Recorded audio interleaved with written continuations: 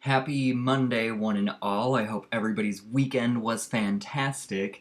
And I wanted to keep today's video short because what I wanted to talk about was what went on over the weekend. Obviously, the attacks that are happening around the world.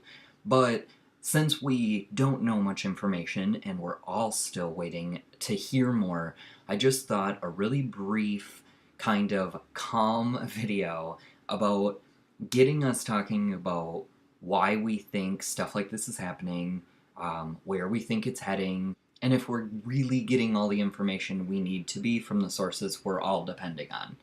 Just before the weekend started, obviously we had all heard that Paris was under attack, and that meant a lot of varying things to different people depending on where you got your information. Some media outlets are claiming that death tolls are high in the thousands, while others are saying that with every country included, the deaths are still under 200, and it might be a while until we're really certain because that's how media works nowadays, not factual. But I just thought that having a video where it talked about what we think and what we feel and exactly what we're seeing and how we're interpreting that might be a good way to start this, rather than harpooning with a bunch of non-factual numbers to try to drum up people's nerves. I just don't really buy into that tactic. I want to know what happened, I want to get all the information, I want to process it, and then let's talk and communicate and get some solutions figured out.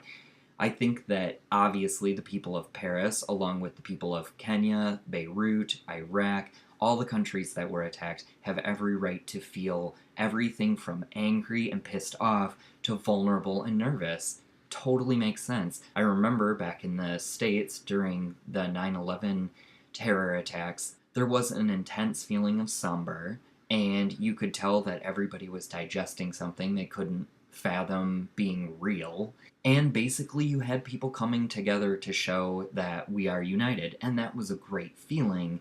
However, taking the 14 years and looking back, we obviously see that there were some things that the public missed that we now wish we wouldn't have missed, and we regret not calling out. I just think that during this time, during this chaos, when everybody's on Facebook changing their profile pictures, or while everybody's running to CNN, Fox, MSNBC, and all of those conglomerate news organizations, the same thing seems to always happen with all of these tragedies, and that's the thing that nobody ever stops and takes the time to look at. But I think that now more and more people are realizing that when these horrible events are taking place, and they are horrible, no matter who is committing these are horrible acts. But while they're taking place, I think a lot more people are paying attention to what exactly is going on in or around the area that's under attack. And let me tell you, there are some things going on with Paris right now. There's things going on where France is now able to close off its borders, which they did over the weekend.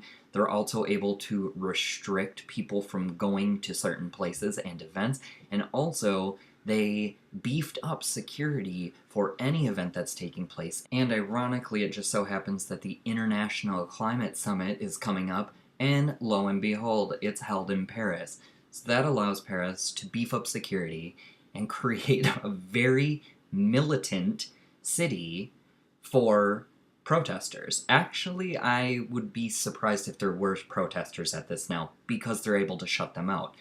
This is something that makes me nervous, because if it is related, it really makes it look like powers that be were in on this.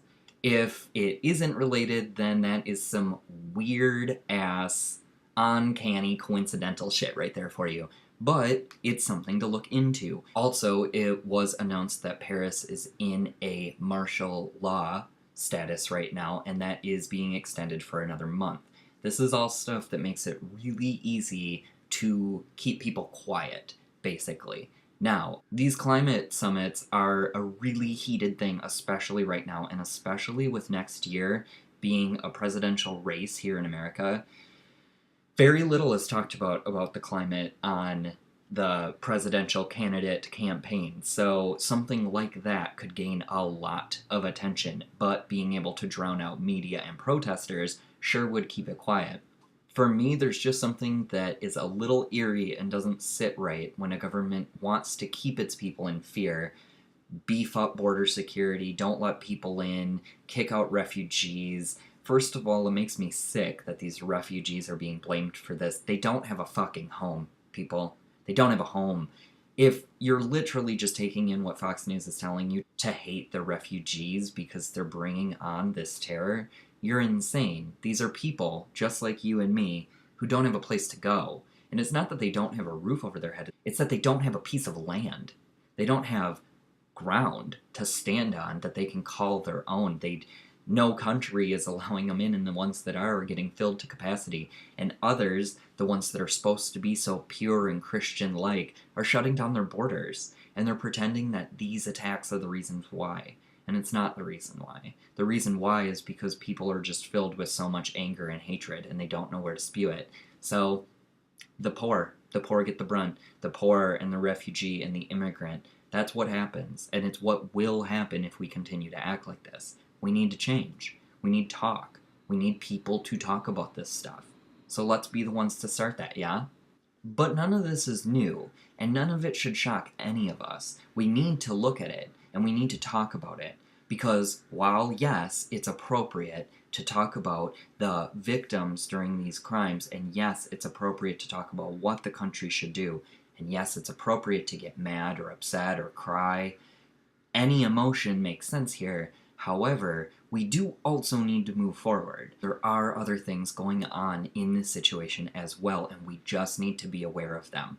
I'm not saying that us being aware is going to prevent future events like this from happening, because there's always going to be evil dickheads in the world. However, knowing the source and knowing the funding and stopping that, putting a plug from the money, the financier, to the attacker, would really be the thing, the catalyst that stops further attacks from happening. And that's the other thing. I kind of have a problem with the words terror attack. It seems like we use this a lot.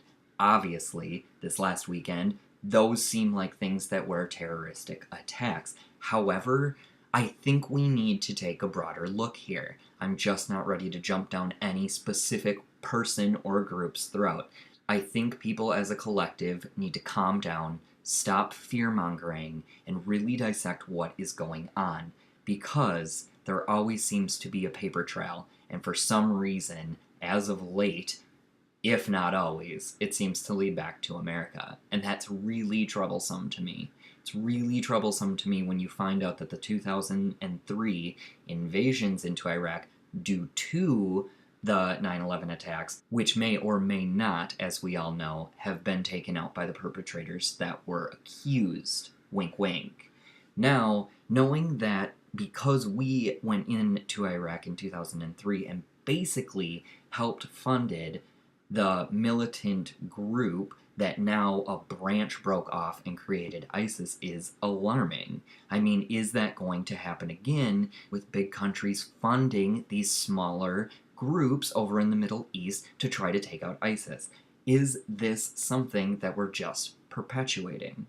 I don't have any answers for you. I apologize. I don't like diving deep into stories like this because I think there's a lot of red flags. I think there's a lot of misguided information. We do know that something needs to be done. We do know that as a people, we want to unite and help Paris and all of the other countries affected. And I just want us to take the time and go after the right culprit, not chase after the ghost that everybody behind this tragedy really wants us to be chasing. Let's just be a smarter people. Let's make sure we know what we're talking about. Don't spew facts you're not sure of. And make sure you're having open conversations with people about topics like this, and don't shut anybody down. Just listen to people. Now's the time to listen. We all know we're dealing with madness. We just need to start listening. And that's all I wanted to put on a video today. I do want to talk about this again with all of you out there. I want all of the information that you're finding out. Please leave it in a comment below. Talk to me about what you think has happened, what do you think will happen, or what are your biggest concerns or fears going forward if something isn't done, or maybe if it is done. Just leave your ideas and your thoughts so it gets a conversation going, because that, I think, is the biggest tool to help us figure out what to do next. Again, if you were affected by any of this tragedy that took place over this last weekend, just know that I'm thinking of you and others are thinking of you, and you are loved and good things will happen. We just got to get through this dark time. Hope you're well, take care of yourself, and I will see you tomorrow. Take care.